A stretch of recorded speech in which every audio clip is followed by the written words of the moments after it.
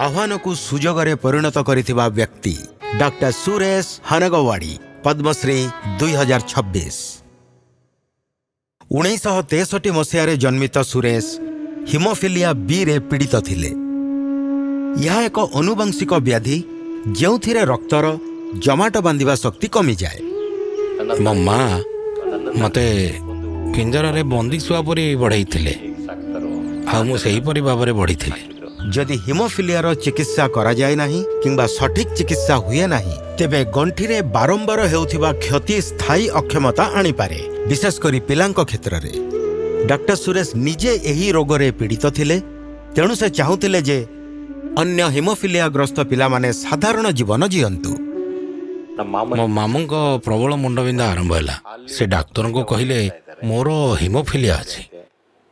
मो मस्तिष्क रक्तस्राव अनुभव करिपारुछि। 2-3 बोतल रक्त चढ़ाइबा पई से तांको अनुरोध कले। एहाको साइनोसाइटिस भाभी डाक्तर तांको एंटीबायोटिक आ पेन किलर देई देले।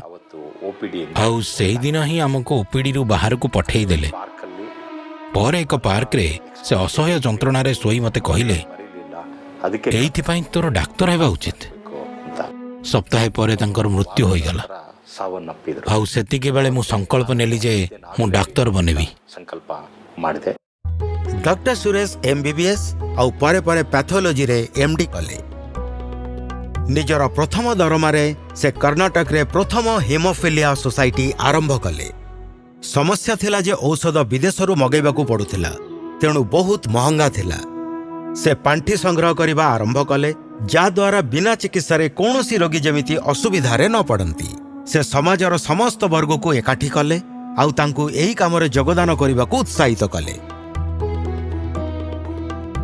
रक्त व्याधिर चिकित्सा पाई डायग्नोस्टिक्स, इनपेशेंट सुविधा, हाइड्रोथेरापी, फिजियोथेरापी ठारू आरंभ करी रक्त केन्द्र पर्यंत एक प्रणाली प्रस्तुत करागला।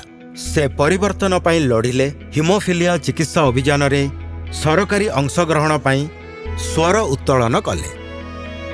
2005 रे देश में प्रथम थर पर आम राज्य कर्नाटक हिमोफिलिया चिकित्सा अभियान रे अंशग्रहण करिबारे प्रथम राज्य होइथिला।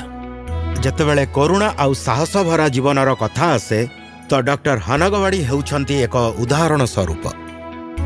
आम रक्त रे केवल क्लटिंग प्रोटीन रो अभाव थाए, उत्साह किंबा बुद्धिमत्तार नुहे।